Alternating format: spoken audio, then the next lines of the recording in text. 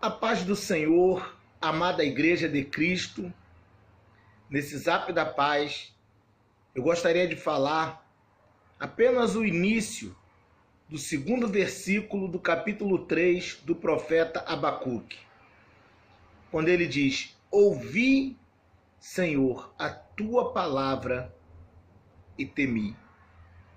O profeta Abacuque ele foi contemporâneo do profeta Jeremias, viveu na mesma época. E na época do profeta Jeremias, Deus havia determinado o castigo do povo judeu através dos babilônicos. E o profeta Abacuque ele começa o seu livro um pouco confuso, indignado, dizendo: Deus, eu clamo violência e o Senhor não, parece que não ouve. Tanta maldade no meio do teu povo e parece que o Senhor não faz nada. Aí Deus revela ao profeta Abacuque que estaria castigando o povo judeu através dos babilônicos. Abacuque continua confuso, como se eu vai usar uma nação pior do que a nossa nação. E Deus ele ali palestra com Abacuque, Abacuque que começou o seu livro confuso, ele termina de maneira gloriosa dizendo: porquanto ainda que a figueira não floresça, que não haja fruto na vide, que o produto da oliveira minta e que os campos não produzam mantimento, que as ovelhas da malhada sejam arrebatadas e que nos currais não hajam vacas, todavia eu me alegrarei no Senhor, exultarei no Deus da minha salvação. Aquele que começou confuso termina fazendo uma das maiores declarações de amor de um homem para Deus. Mas como eu disse, eu quero ficar com essa parte: ouvi, Senhor, a tua palavra e temi. E por que, irmãos, que na nossa geração nós ouvimos tantas pregações e não conseguimos sentir o mesmo temor que o profeta Abacuque sentiu ao ouvir a palavra de Deus? Ele chega a finalizar o versículo 2, ele diz, ouvi a tua palavra e temi, aviva a tua obra no meio dos anos a notifica. Aí ele pede: na ira, Senhor, lembra-te da misericórdia. Por que a gente não consegue hoje em dia sentir temor? Tantas pregações que ouvimos no rádio, na TV, nas igrejas, e o nosso coração não sai com temor. Existem dois motivos pelos quais isso está acontecendo. Culpa dos pregadores e pastores. O evangelho é uma mensagem universal, ou seja, Jesus disse: ide pregar o evangelho a toda criatura. O evangelho ele não se adapta às pessoas é que tem que se adaptar ao evangelho, independente da classe social, independente da tribo, do idioma que fala. O evangelho é universal, é uma mensagem universal. Por exemplo, fumar faz mal à saúde, é uma mensagem universal, serve para o brasileiro, serve para o japonês, serve para o inglês, é uma mensagem universal, assim como o evangelho. Mas muitos pregadores da nossa geração, muitos pastores, tentam adaptar o evangelho à situação do nosso país. No Brasil, por exemplo, hoje em dia, tem aproximadamente, segundo o censo, 14 milhões de desempregados. Dentre esses 14 milhões, muitos cristãos. Então você chegar na sua igreja e fazer uma campanha de portas abertas, certamente vai atrair muitas pessoas. Se eu subir num púlpito para pregar dizendo que Deus vai abrir a porta, que a porta que Deus abre ninguém fecha, que Deus vai realizar teus sonhos, Deus vai colocar você ou seus filhos na faculdade, quem é que não quer ouvir uma mensagem dessa? Só que isso não é pregação do evangelho. Porque se eu for, por exemplo, na Finlândia, eu estava estudando sobre países prósperos, por causa dessa palavra, e me veio à memória a Finlândia, e eu fui na internet pesquisar um pouco sobre a Finlândia. A Finlândia, nesse ano de 2018, foi considerado, por uma organização da ONU, uma pesquisa, o lugar mais feliz do mundo. A educação na Finlândia, as pessoas têm orgulho de ser professor. É uma profissão disputadíssima na Finlândia, de professor. Porque a educação na Finlândia é uma das melhores do mundo, uma das 3 melhores do mundo. Na Finlândia existem muitos programas sociais, quase nível zero de violência, de pobreza. Então, se eu abrir uma igreja lá na Finlândia e começar a dizer Deus vai abrir a porta, eles vão rir de mim. Que porta? Eu tenho tudo. No meu país não tem faculdade privada, porque todas as faculdades são públicas. O governo dá chances iguais do filho do rico, do filho do pobre, estudarem até na mesma escola, na mesma faculdade, tendo o mesmo direito de ensino. Então isso não é pregação do evangelho. Mas se eu chegar na Finlândia, no Brasil ou em qualquer lugar da terra e dizer é tempo de se arrepender porque Jesus está voltando, é tempo de ser nova criatura, é tempo de novo nascimento, mudança de palavras, atitude. Se eu chegar num país como esse e disser não ponha a sua confiança na incerteza das riquezas, isso é a pregação do evangelho.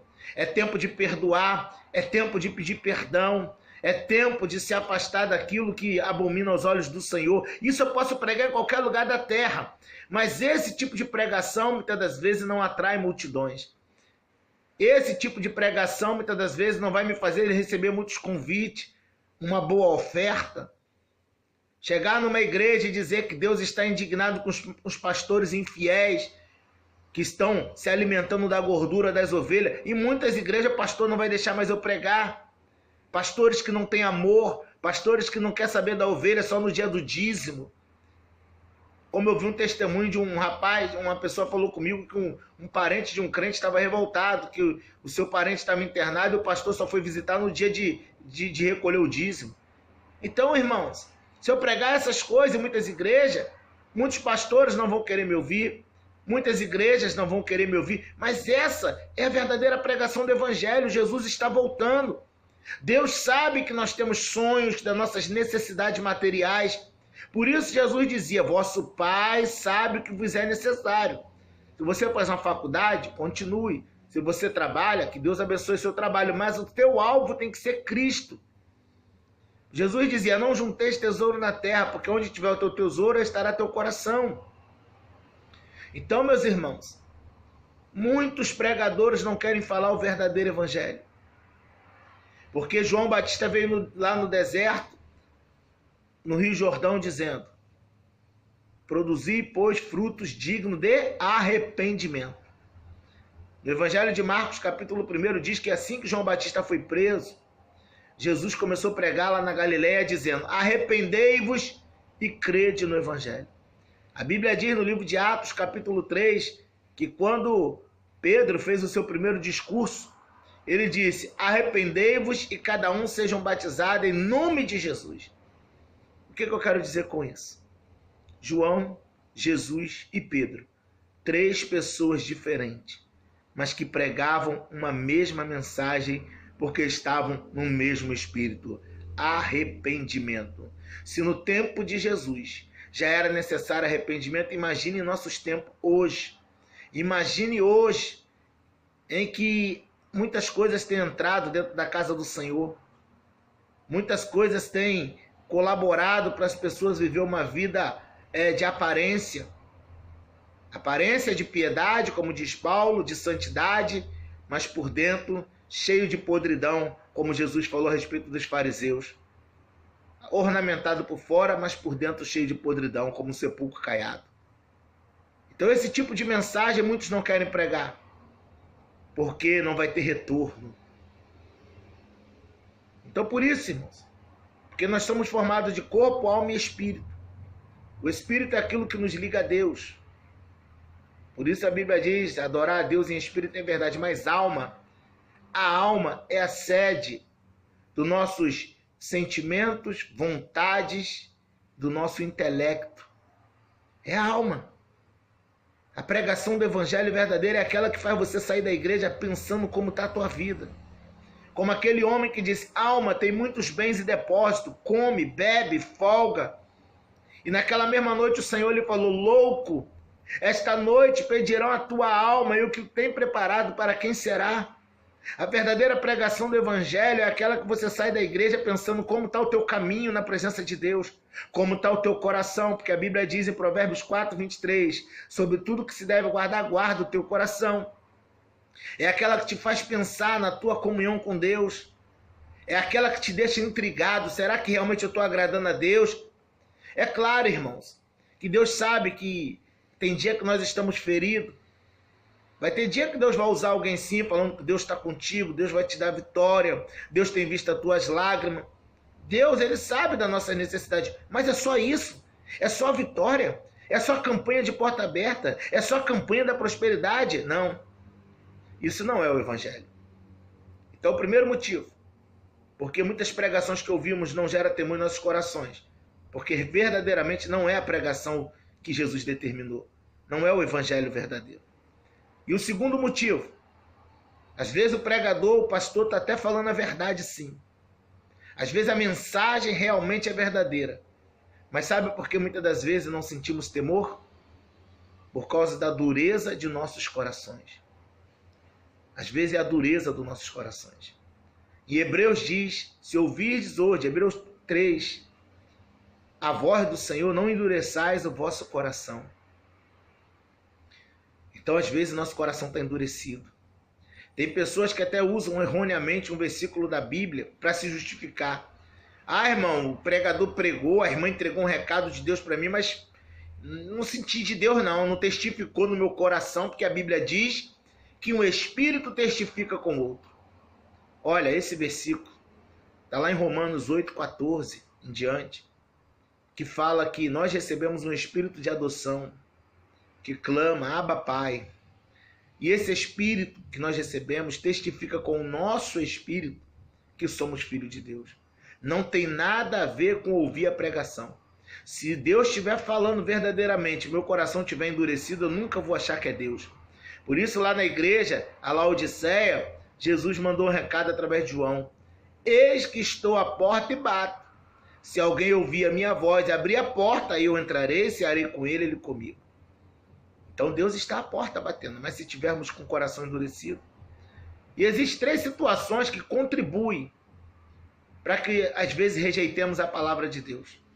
A primeira, quando quem está pregando é alguém que congrega conosco, na mesma igreja, no mesmo ministério. Às vezes a gente acha que o irmão está pregando, não porque Deus está usando, mas porque ele sabe da minha vida, porque ele está consciente dos problemas da igreja, e a gente até acha que é a carne do irmão que está sendo usada e não o Espírito Santo de Deus. Irmãos, Jeremias estava no meio do povo de Judá. Deus não precisava revelar a Jeremias o que estava acontecendo porque o pecado era escancarado. Mas Deus mandou Jeremias pregar. Então Deus vai usar pessoas da nossa congregação para falar a verdade. É bem verdade que existem pessoas que usam a palavra de Deus para jogar indireta. Às vezes está com um problema com o irmão, ao invés de sentar com o irmão e resolver o problema, espera a oportunidade que vai pregar, ou que vai ter uma oportunidade na igreja, para usar um versículo indiretamente para atingir aquele irmão. Mas se ainda assim for a verdade, irmão, recebe, até porque você não sabe se o irmão está fazendo aquilo de propósito, ou se realmente é Deus que está usando, então recebe se aquilo for verdadeiro. Se ele tiver de má fé, ele dará conta disso a Deus. O segundo motivo que às vezes contribui para a gente endurecer o nosso coração, quando é um irmão de fora. Tem pessoas que estão querendo colocar certos tipos de classificações na obra de Deus. É antiético você vir da tua igreja para pregar doutrina na igreja de outro irmão. O que é isso, irmão? A igreja é de Deus. Toda igreja tem um pastor, mas o dono da igreja é o Senhor. E na casa de Deus fala quem ele manda, seja o de dentro ou seja o de fora. Tem pessoas até que tentam prejudicar o ministério de alguém. Pastor, não chama aquele irmão para pregar aqui na nossa igreja, não, porque eu ouvi dizer por aí que aquele irmão vai na igreja dos outros, joga uma bomba e depois deixa a igreja toda despedaçada e vai embora para o pastor que tem que catar os pedaços. Já ouvi pessoas falando isso.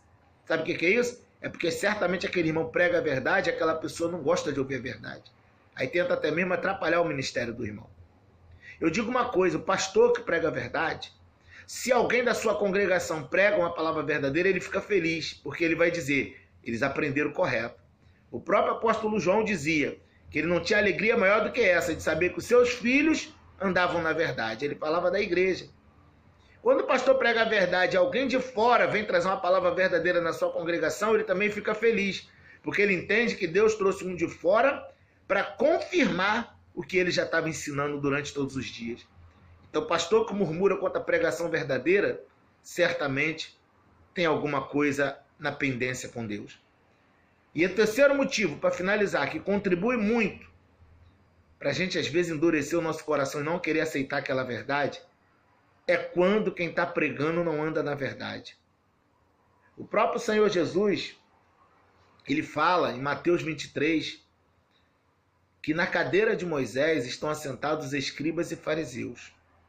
Ou seja, eles sabiam muito bem da lei de Moisés. E eles pregavam. E Jesus falou: fazei tudo o que ele vos manda, dentro da lei de Moisés. Mas não andei em conformidade com as suas obras, porque dizem e não praticam. Ou seja, pessoas que pregavam a verdade, mas elas mesmas não viviam. Ainda assim, se alguém estiver pregando e você sabe que aquela pessoa está de hipocrisia, prega uma coisa que não vive, isso não é motivo para você rejeitar a palavra de Deus. É muito difícil ser exortado por alguém que talvez está com mais pecado do que nós. É muito difícil, irmão, ser exortado por alguém que muitas das vezes não vive na verdade. Você quer ver um exemplo? Você vê um pregador falando de santidade e você sabe que ele fica pelo WhatsApp mandando fotos íntimas para as irmãs, dando em cima de irmãs casadas. Teve uma amiga minha que mandou a foto de um homem que, segundo ela, diz que era pastor. O homem tirou uma foto nua e mandou para a irmã. Aí você pega um camarada desse, você vai numa igreja, ele está pregando sobre santidade, você provavelmente não vai querer receber essa palavra. Como é que pode? Fulano ali todo errado e quer pregar o que é certo? Irmãos, isso não é motivo para rejeitar a palavra. Porque Deus usa quem quer, irmão. Ser usado por Deus não é atestado de Deus que aquela pessoa é santa ou agrada ao Senhor. Senão Jesus não diria, em Mateus 7, 21, naqueles dias muito me dirão: Senhor, Senhor, em teu nome profetizamos, em teu nome expulsamos o demônio, em teu nome fizemos muitas maravilhas. E qual será a palavra do Senhor? Nunca vos conheci. Apartai-vos de mim, vós que praticais a iniquidade. Então, meus amados irmãos, não endureçam vossos corações quando ouvir a palavra de Deus, independente da boca de quem seja. Examine a palavra e não o pregador. Examine a profecia e não o profeta. E vamos se purificar, porque Jesus está voltando. A coisa é séria, não é brincadeira. Jesus não vai passar a mão na cabeça de ninguém. A nossa chance de fazer o que é certo é hoje. Até porque o amanhã não pertence a nós. Que Deus te abençoe.